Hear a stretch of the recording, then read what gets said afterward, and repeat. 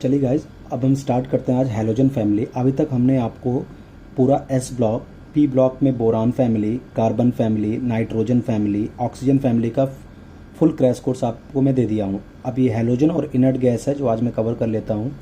देखिए, halogen family की बात करें, हम फटाफट देखें जो इतने इंपॉर्टेंट पॉइंट है इसके। जनरल इलेक्ट्रॉनिक कन्फिगरेशन क्या होता है इसका? NH2 NP5, यानी इन सब हैलोजन्स के वैलेंस शेल में 7 इलेक्ट्रॉन्स होते हैं। ठीक है, कौन कौन से एलिमेंट है हैलोजन में? Fluorine, chlorine, bromine, iodine, एस्टेटीन। इसमें से जो फ्लोरीन, क्लोरीन, ब्रोमीन, आयोडीन है ये नॉन मेटल है। एस्टेटीन जो होता है मेटेलॉइड होता है। ये सारे जो होते हैं सब डाई एटॉमिक फॉर्म में एग्जिस्ट करते हैं। जैसे आपके देखिए F2Cl2 Br2 I2। ठीक है, फ्लोरीन और क्लोरीन गैस होती है, ब्रोमीन रूम टेम्परेचर पे लिक्विड होती है, आयोडीन और एस्टेटीन सॉलिड होते हैं। एस्टेटीन रेडियो एक्टिव होता है। चलिए, फ्लोरीन का कलर जो होता है, कलर बहुत पूछते हैं। फ्लोरीन जो होता है पेल येलो कलर का होता है, हल्के पीले। क्लोरीन का कलर होता है ग्रीनिश येलो। ब्रोमीन जब ये गैसियस फॉर्म में होता है ब्रोमीन, तब ये ब्राउन कलर का होता है, ब्राउन कलर की गैस है। एस्टेटीन जो है वो वायलेट कलर, आयोडीन जो है वो वायलेट कलर का होता है। सॉरी, बॉन्ड एनर्जी का ऑर्डर ये फ्लोरीन, क्लोरीन, ब्रोमीन, आयोडीन का बहुत पूछते हैं। ये बिल्कुल ध्यान रखिएगा कि नॉर्मली यहाँ पे एक्सेप्शन एक हो जाता है। नॉर्मली अगर आप देखोगे ना तो फ्लोरीन, क्लोरीन, ब्रोमीन और आयोडीन, आपको क्या लगेगा कि टॉप टू चलने में बॉन्ड लेंथ बढ़ रही है। बॉन्ड लेंथ बढ़ रही है तो बॉन्ड एनर्जी कम होनी चाहिए, तो सबसे ज़्यादा बॉन्ड एनर्जी फ्लोरीन को होनी चाहिए, फिर क्लोरीन, फिर ब्रोमीन। लेकिन गलत होता है। फ्लोरीन की जो बॉन्ड एनर्जी है वो क्लोरीन और ब्रोमीन से भी कम होती है। तो ध्यान रखेंगे, ये बॉन्ड एनर्जी का ऑर्डर बिल्कुल याद रखेंगे। सबसे ज़्यादा बॉन्ड एनर्जी किसकी हो गई? क्लोरीन, फिर ब्रोमीन, उसके बाद यानी फ्लोरीन की बॉन्ड एनर्जी क्लोरीन और ब्रोमीन दोनों से कम हो जाती है। क्लोरीन, फिर ब्रोमीन, फिर फ्लोरीन, फिर आयोडीन। इलेक्ट्रॉन एफिनिटी के बारे में बात करें, जितने भी हैलोजन होते हैं वो बहुत ज़्यादा इलेक्ट्रॉन एफिनिटी रखते हैं। हर हैलोजन की इलेक्ट्रॉन एफिनिटी अपने पीरियड में सबसे हाईएस्ट होती है। इलेक्ट्रॉन एफिनिटी तो आप जानते ही हो ना, कि किसी भी एटम में, आइसोलेटेड गैसियस एटम में जब हम एक इलेक्ट्रॉन ऐड करते हैं जो एनर्जी रिलीज होती है, that is called electron affinity. तो हर हैलोजन अपने पीरियड में सबसे ज़्यादा इलेक्ट्रॉन एफिनिटी को रखता है।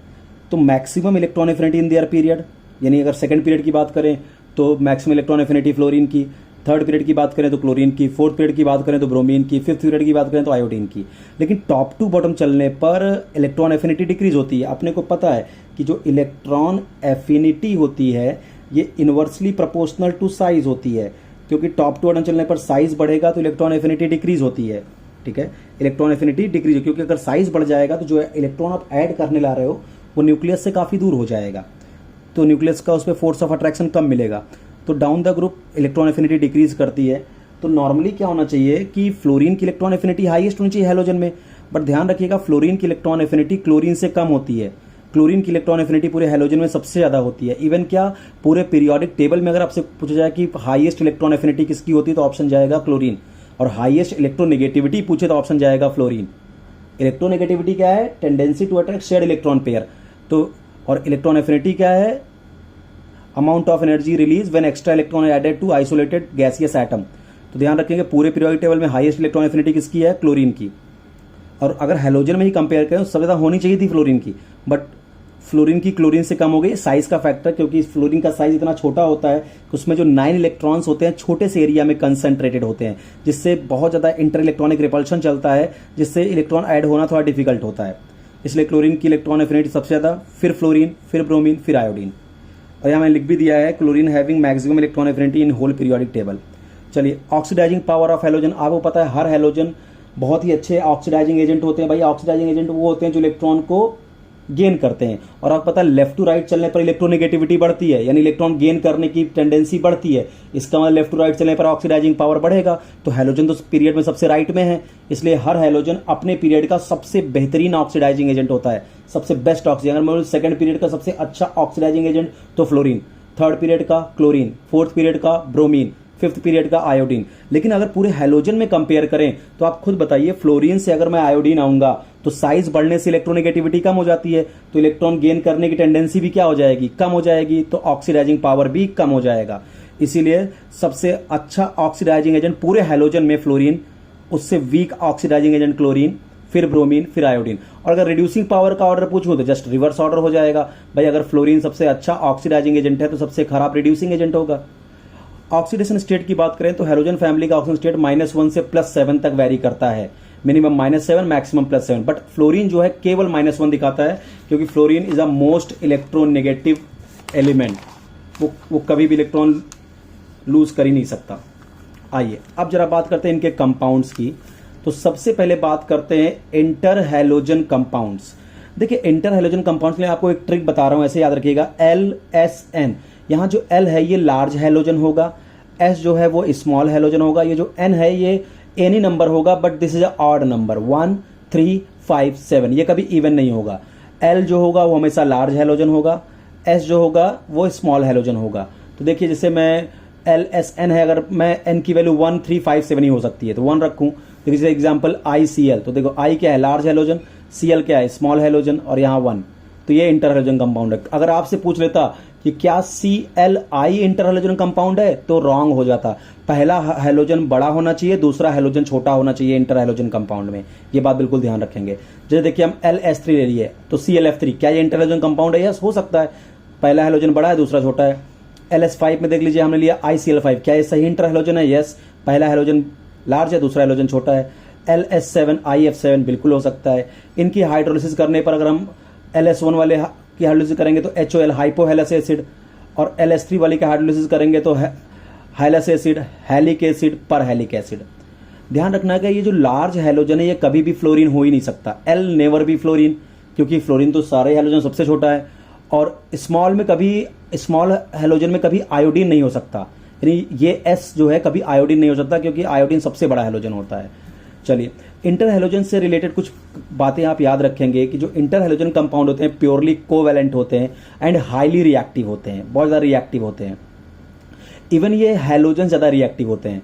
ऑलवेज डायामैग्नेटिक, सारे डायामैग्नेटिक होते हैं inter halogen compound. Inter halogen is more reactive than halogen, halogen से ज़्यादा रिएक्टिव होते हैं एक्सेप्ट फ्लोरीन, फ्लोरीन तो बहुत ज़्यादा रिएक्टिव होता है। तो ये एक्सेप्शन याद रखना, inter halogen compound is more reactive than halogen except fluorine, fluorine से कम रिएक्टिव होते हैं। और आपको पता है इंटर हैलोजन क्यों बहुत रिएक्टिव है बेटा? देखो इंटर हैलोजन में दो डिफरेंट हैलोजन के बीच में बॉन्डिंग हो रही है, हैलोजन में दो सेम हैलोजन के बीच में बॉन्डिंग होती है। और केमिस्ट्री क्या बोलती है कि अगर दो सेम साइज के एलिमेंट या एटम आपस में ओवरलैप करते तो मैग्नीट्यूड ऑफ ओवरलैपिंग काफी ज्यादा होती है, मैग्नीट्यूड ऑफ ओवरलैपिंग काफी ज्यादा होती है, बॉन्ड स्ट्रांग बनता है। यहां दो डिफरेंट साइज के हैलोजन की ओवरलैपिंग हो रही है जिससे दोनों का साइज डिफरेंस होंगे तो उतना आपका स्ट्रांग बॉन्ड नहीं बनेगा, बॉन्ड वीक बॉन्ड बनेगा जिससे बहुत रिएक्टिव होंगे। दो बातें और याद रखेंगे ICl3 के बारे में, एक इंटर हैलोजन कंपाउंड है, एग्जिस्ट इन डायमेरिक फॉर्म, यानी ICl3 डायमेरिक फॉर्म में एग्जिस्ट करता है। और ClF3 के बारे में एक बात याद रखिएगा, used to enrichment of uranium 235। आइए हाइड्राइड्स के बारे में अब इनके बात करें तो ये सब MH टाइप के हाइड्राइड बनाते हैं, जैसे HF, HCl, HBr, HI। अब यहां से दो सारे क्वेश्चन क्या पूछेंगे भाई, टॉप टू बॉटम चलने पर आपको पता है बॉन्ड लेंथ बढ़ेगी, बॉन्ड लेंथ बढ़ेगी तो क्या हो जाएगा बेटा, बॉन्ड एनर्जी कम हो जाएगी, रिड्यूसिंग पावर बढ़ेगी।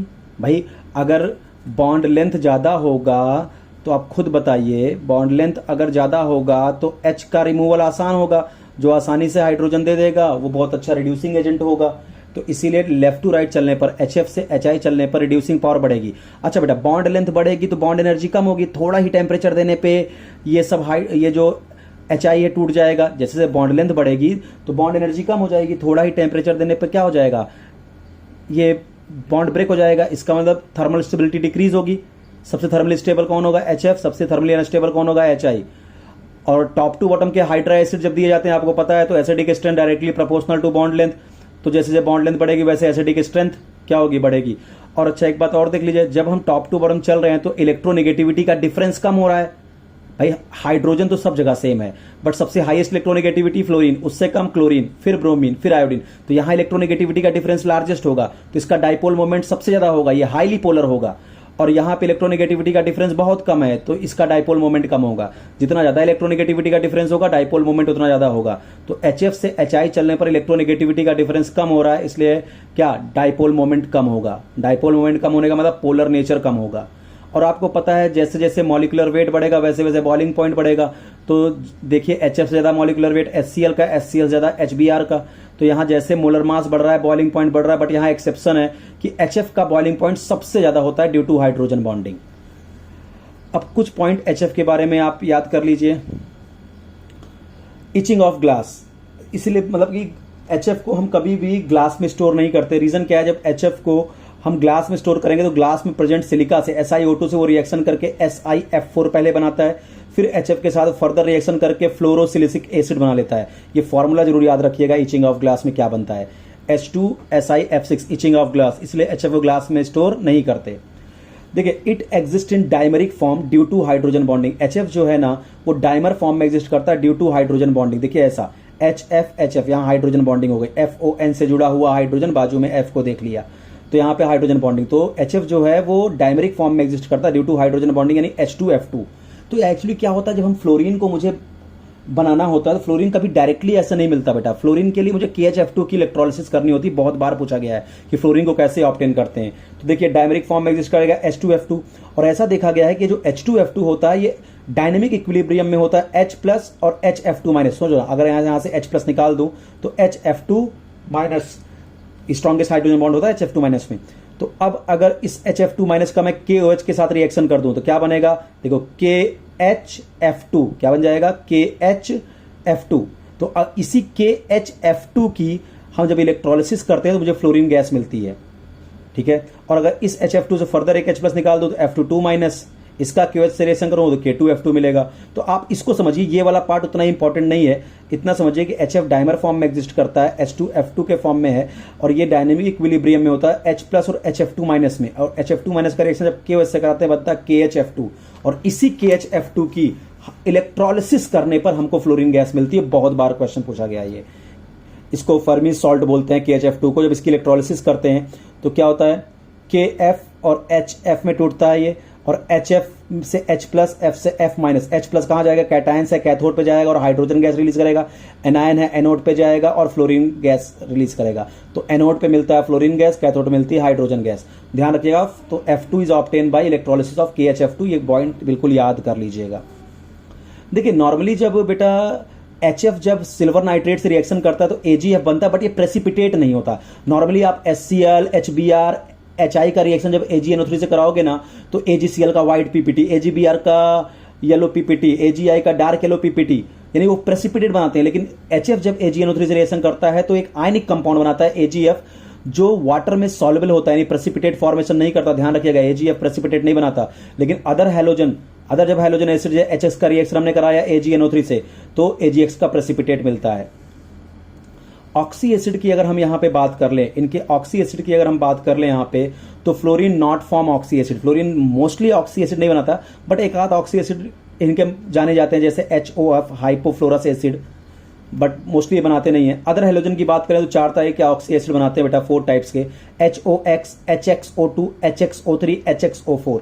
इसको बोलते हैं हाइपोहेलस एसिड, इसको बोलते हैं हेलस एसिड, इसको बोलते हैं हेलिक एसिड, इसको बोलते हैं पर हेलिक एसिड। हेलस एसिड में हैलोजन कॉन्सेंट्रेट +1, हेलिक एसिड में +3, हेलस एसिड में, हेलिक में +5, पर हेलिक में +7।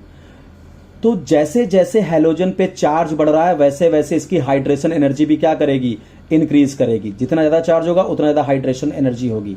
अच्छा, इसमें कभी कभी बॉन्ड ऑर्डर पूछते हैं इन मॉलिक्यूल्स का, तो बॉन्ड ऑर्डर निकालने के लिए आप क्या करोगे, ट्रिक है, ऑक्सीडेशन नंबर जो होगा हैलोजन का डिवाइडेड बाय सराउंडिंग ऑक्सीजन। अब यहां देखिए, इसमें कभी कभी बेटा ऑक्सीडाइजिंग पावर का ऑर्डर पूछते हैं ऑक्सी एसिड में। तो यहां मैं आपको एक ट्रिक बताता हूं थर्मल स्टेबिलिटी के लिए, ऑक्सीडाइजिंग नेचर के लिए। उस बात को आप बहुत ध्यान से देखिए जरा। देखिए, अगर ऑक्सी एसिड सेम हैलोजन का है, अगर सेम हैलोजन के ऑक्सी एसिड दिए, जैसे देखो HClO3, HClO2, HClO, यानी क्लोरीन के ऑक्सी एसिड दिए हैं सब। अगर सेम हैलोजन के ऑक्सी एसिड गिवन है तो oxidation number directly proportional to covalent character, covalent character directly proportional to transition thermal stability, and thermal stability inversely oxidising power. यानी अगर सेम हैलोजन का ऑक्सी एसिड दिया है तो जैसे जैसे ऑक्सीडेशन नंबर बढ़ेगा वैसे वैसे ऑक्सीडाइजिंग पावर घट जाएगा, डिक्रीज कर जाएगा। ये ज्यादा पूछते हैं बेटा, ऑक्सीडाइजिंग पावर का ऑर्डर ज्यादा पूछते हैं। ऑक्सीडेशन नंबर ज्यादा तो कोवैलेंट नेचर ज्यादा, थर्मल स्टेबिलिटी ज्यादा, ऑक्सीडाइजिंग पावर कम। बिल्कुल याद कर लीजिए इसको। तो देखिए, हमने सेम क्लोरीन के ऑक्सी एसिड ले लिए, तो देखिए यहां पे HClO3 में क्लोरीन का ऑक्सीजन स्टेट +5, HClO2 में क्लोरीन +3 और +1। तो देखो इधर से इधर चलने पर, A से C चलने पर क्लोरीन का ऑक्सीडेशन नंबर घट रहा है।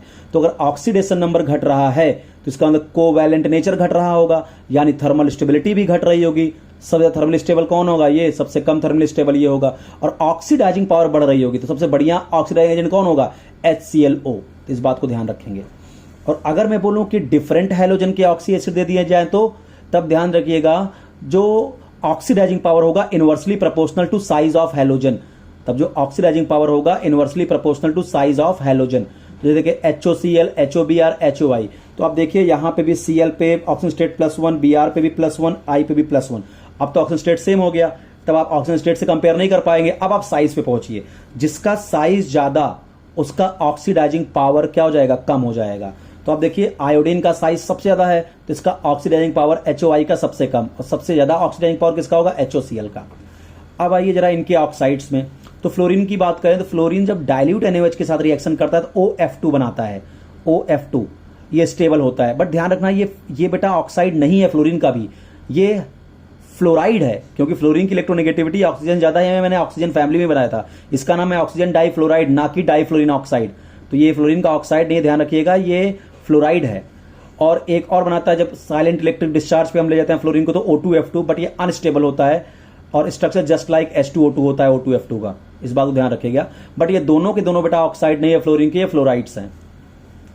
अदर हेलोजन की बात करो, जैसे क्लोरीन की बात करूं तो Cl2O, ClO2, Cl2O6, Cl2O7 इस तरह के ऑक्साइड्स बनाते हैं, जैसे dichlorine oxide, chlorine dioxide, dichlorine hexa oxide, कुछ इस तरह से। और इन सब जो ऑक्साइड्स है ना, जैसे Cl2O के बारे में एक बात पूछते हैं, Cl2O को आप जस्ट ट्रीट करो एकदम H2O की तरह, H2O तरह, तो इसका स्ट्रक्चर जस्ट लाइक वाटर होता है, ठीक है। sp3 हाइब्रिडाइजेशन होता है, एंगुलर ज्योमेट्री होती है, बट इसका बॉन्ड एंगल जो है ना वो वाटर से ज्यादा होता है। वाटर से इसका बॉन्ड एंगल क्या होता है? ज्यादा होता है, ठीक है। मैंने ऑक्सीजन फैमिली में भी बताया था आपको, ठीक है, क्योंकि ये क्लोरीन और ये क्लोरीन में क्या होता है? रिपल्सन होते हैं, तो बॉन्ड एंगल इसका काफी ज्यादा हो जाता है नॉर्मल टेट्राहेड्रल से। ClO2 के बारे में एक बात ध्यान रखिएगा, ClO2 का पैरामैग्नेटिक होता है, sp3 होता है, एंगुलर होता है। आइए some important point regarding iodine. Iodine के बारे में कुछ इंपॉर्टेंट पॉइंट देख लेते हैं हम लोग फटाफट। देखिए ये वोलाटाइल होता है, आयोडीन सबलाइम सॉलिड होता है, वोलाटाइल सबलाइम सॉलिड होता है। मेटालिक लस्टर पाया जाता है, नॉन मेटल, बट इसमें मेटालिक लस्टर पाई जाती है, ध्यान रखेंगे। क्वेश्चन पूछ लेते हैं non metal having metallic lustre, तो ऑप्शन जाएगा आयोडीन। और एक होता है टिंक्चर ऑफ आयोडीन, ध्यान रखिएगा क्या होता है? 2% alcoholic solution of iodine. 2% alcoholic solution of iodine is known as tincture of iodine. इसको एंटीसेप्टिक की तरह यूज करते हैं। तो टिंक्चर ऑफ आयोडीन क्या होता है बेटा? 2% alcoholic solution of iodine is called tincture iodine, antiseptic होता है। आयोडीन ऑब्टेन फ्रॉम सीवीड, आपको पता है सीवीड, लैमिनेरिया वगैरह से इसको निकालते हैं, तो आयोडीन ऑब्टेन फ्रॉम सीवीड। चलिए प्रॉपर्टीज ऑफ क्लोरीन, अब आते हैं क्लोरीन की प्रॉपर्टी में। देखिए क्लोरीन जब फास्फोरस से रिएक्शन करता है बेटा तो व्हाइट फास्फोरस से तो या तो PCl3 बनाएगा या तो PCl5 बनाएगा, और ये रिएक्शन एक्सोथर्मिक होती है। अब आपने डिटेल में पढ़ा होगा कि जब लिमिटेड सप्लाई ऑफ क्लोरीन रहेगा तो PCl3 बनेगा, एक्सेस रहेगा तो PCl5 बनेगा, ठीक है। और जब क्लोरीन सल्फर के साथ रिएक्शन करता है तो H2Cl2 और HCl2 बनाता है, बहुत इंपॉर्टेंट है ये। क्लोरीन जब सल्फर के साथ रिएक्शन करता है तो क्या बनता है? H2Cl2 या HCl2। ध्यान रखिएगा क्लोरीन जो होता है never directly react with oxygen, chlorine directly कभी ऑक्सीजन से रिएक्शन नहीं करता। अब आता है addition reaction of chlorine. Chlorine बेटा SO2 के साथ डायरेक्ट रिएक्शन करता है, SO2Cl2 सल्फ्यूरिल क्लोराइड बनाता है, और कार्बन मोनोऑक्साइड से डायरेक्ट ऐड होता है और बनाता है COCl2 फॉस्जिन, जो एक पॉइजनस गैस होती है।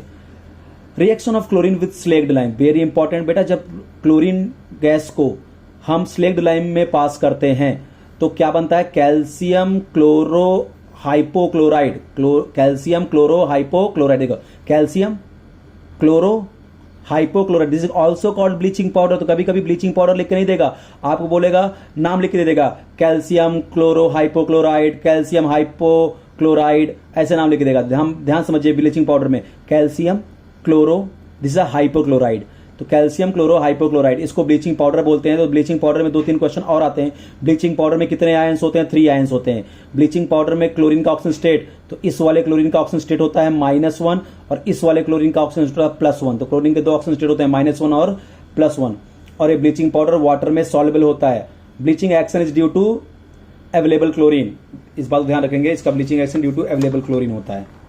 चलिए एकदम लास्ट पहुंच गए हम लोग हैलोजन फैमिली में। रिएक्शंस ऑफ आयोडीन देख लेते हैं अब। देखिए सबसे इंपॉर्टेंट रिएक्शन, आयोडीन जब सोडियम थायोसल्फेट के साथ बेटा रिएक्शन करता है तो सोडियम टेट्राथायोनेट बनाता है प्लस सोडियम आयोडाइड बनाता है।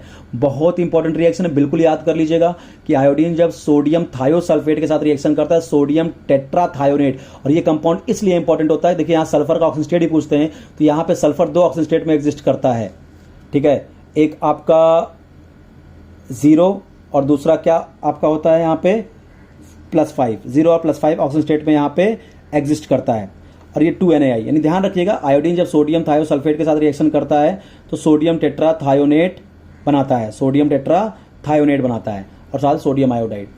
स्टार्च पेपर के साथ जब आयोडीन रिएक्शन करता है तो वायलेट कलर प्रोड्यूस करता है, इसको टेस्ट ऑफ स्टार्च भी बोलते हैं। आयोडीन जब स्टार्च पेपर के साथ रिएक्ट करता है तो वायलेट कलर प्रोड्यूस करता है, इसको टेस्ट ऑफ स्टार्च भी बोलते हैं। आयोडीन जब कंसंट्रेटेड नाइट्रिक एसिड के साथ रिएक्शन करता है और मॉइस्ट ओजोन लेते हैं, कंसंट्रेटेड नाइट्रिक एसिड और मॉइस्ट ओजोन, तो HiO3 बनाता है, बिल्कुल याद रखने का HiO3। आयोडीन जब कंसंट्रेटेड नाइट्रिक एसिड के साथ रिएक्शन करता है या मॉइस्ट ओजोन के साथ रहता है तो HiO3, और यही आयोडीन जब ड्राई ओजोन के साथ रिएक्शन करता है तो I4O9 बनाता है, बिल्कुल याद रखेंगे इस बात को, ठीक है। Some additional point regarding halogens, fluorine is called super halogen due to high reactivity, इसको सुपर हैलोजन बोलते हैं। Oxidising power of halogen is directly proportional to standard reduction potential, बेटा जिस हैलोजन का SRP वैल्यू जितनी ज्यादा होगी उसका ऑक्सीडाइजिंग नेचर उतना ज्यादा होगा, और reducing nature directly proportional to standard oxidation potential. Chlorine is used as a germicidal, water वगैरह प्योर करने में इसको यूज करते हैं। प्रिपरेशन HCl की थोड़ा देख लें, HCl को बेटा प्रिपरेशन की अगर बात करें कि हम क्लोरीन को बनाते कैसे हैं तो HCl के ऑक्सीडेशन से बनाते हैं। तो HCl का ऑक्सीडेशन अगर हम MnO2 as a oxidising agent use करें तो उसको बोलते हैं वाल्डन मेथड, और अगर CuCl2 कैटलिस्ट यूज करें क्यूप्रस क्लोराइड उसको डेकन प्रोसेस बोलते हैं। यानी क्लोरीन बनाने के 2 मेथड हैं, वाल्डन मेथड और डेकन प्रोसेस। अगर HCl का ऑक्सीडेशन हम करा रहे हैं MnO2 ऑक्सीडाइजिंग एजेंट की प्रेजेंस में तो वाल्डन मेथड बोलते हैं इसको। वाल्डन मेथड का ऑक्सीडाइजिंग एजेंट पूछते हैं MnO2, Deccan process catalyst CuCl2, और बनता क्लोरीन है। सी वाटर या सोर्स ऑफ ब्रोमीन। तो ये हो गया पूरा बेटा आपका हैलोजन फैमिली, हमने एक ही वीडियो में इसको सारा कवर करके आपको दे दिया।